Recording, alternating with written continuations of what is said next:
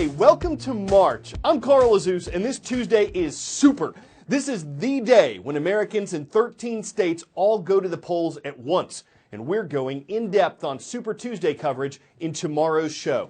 In the meantime, while voters are helping determine who'll appear on the presidential ballot this November, we've cooked up something special for you on CNN Student News. You know that expression, you are what you eat?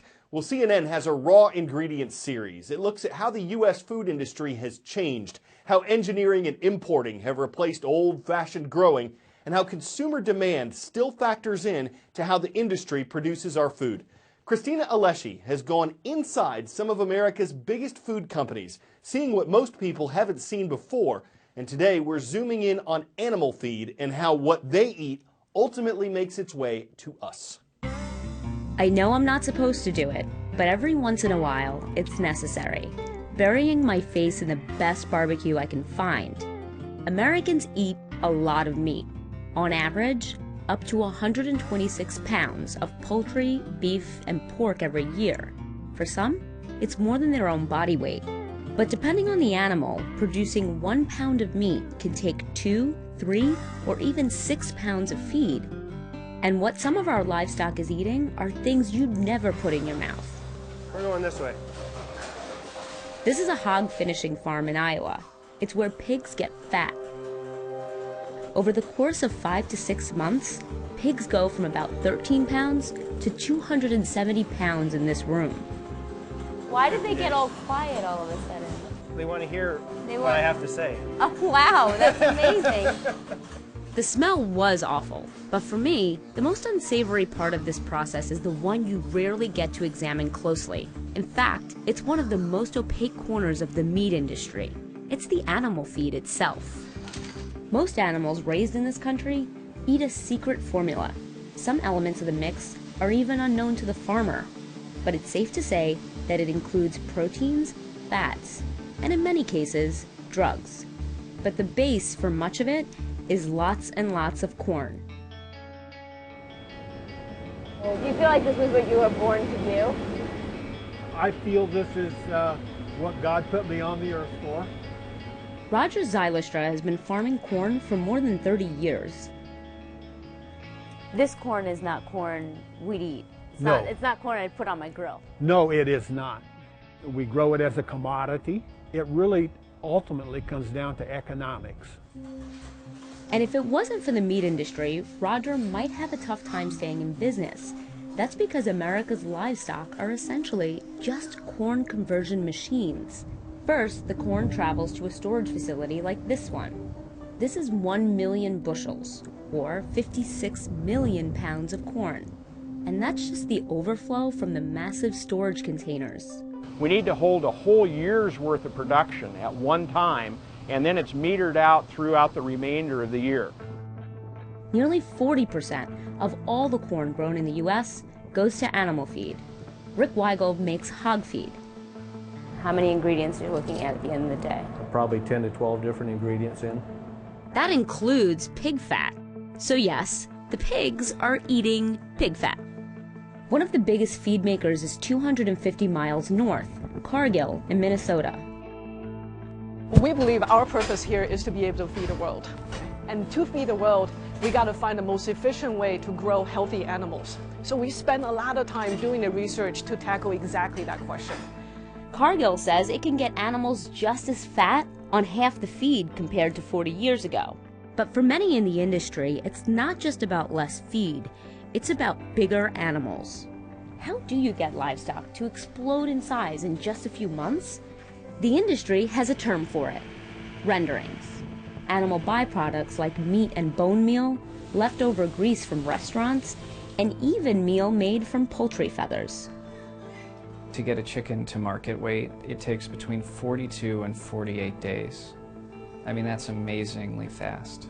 Dr. Keith Nachman investigates the impact of industrial food production on public health at Johns Hopkins. One of his studies found arsenic in chicken meat.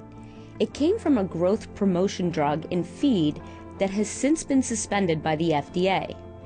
In another study, Nachman's team found that some chicken feather meal contained small amounts of the active drugs in Tylenol, Benadryl, and Prozac. An industry group rejected the findings, but Nachman stands by it. No matter how they got there, these feathers are destined for use in animals. That was surprising and a little troubling to us. Some producers even use waste, feeding cows and pigs what's known as poultry litter, or simply put, chicken poop, which, believe it or not, is considered a high-protein, lower-cost feed. The FDA proposed banning the practice in 2004 to prevent mad cow disease. The FDA decided against the regulation. It said the science simply didn't justify a ban. The FDA estimates that 1% of all chicken poop goes into feed, but none of the farmers I interviewed said they used it. And there's one more ingredient that's essential to getting growth out of animals. Where are the drugs? They're in the drug room.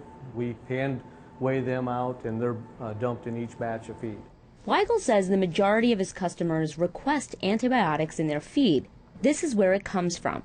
We asked Keith Nachman about the drugs we saw in this room.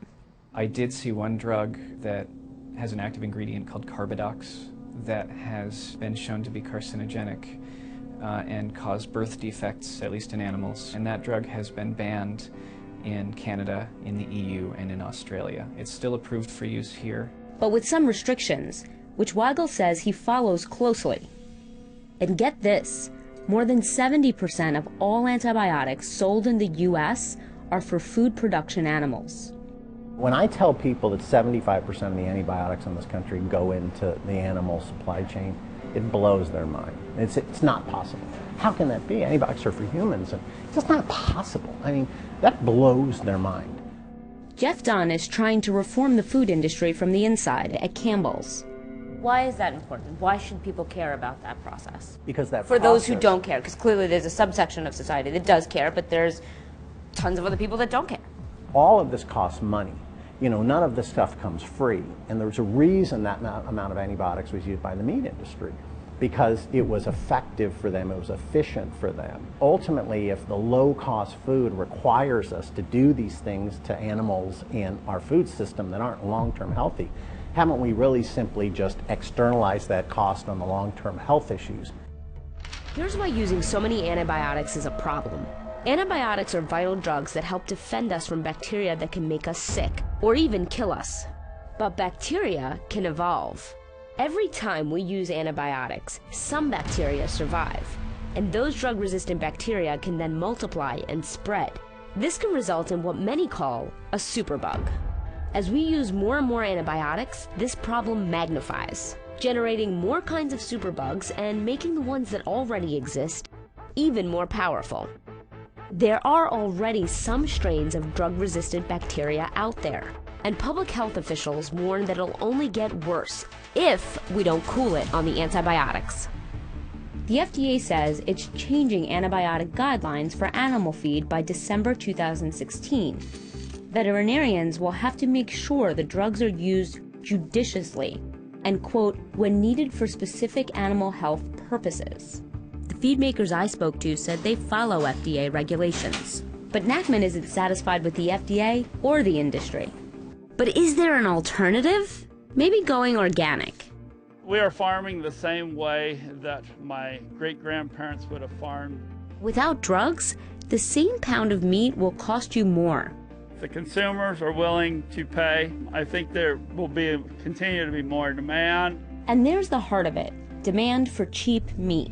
We produce it as efficiently as possible, and the conditions the animals live in means drugs are often used, not only to keep them alive, but to make them fat. Food executives say industrial methods are the only way we're going to feed 9 billion people in the next 3 decades. Maybe. But when you buy an unprocessed, raw ingredient, do you know what's really in it? Where it's been before it gets to your plate? And whether it was produced as safely as possible. Right now, those questions are still too hard to answer.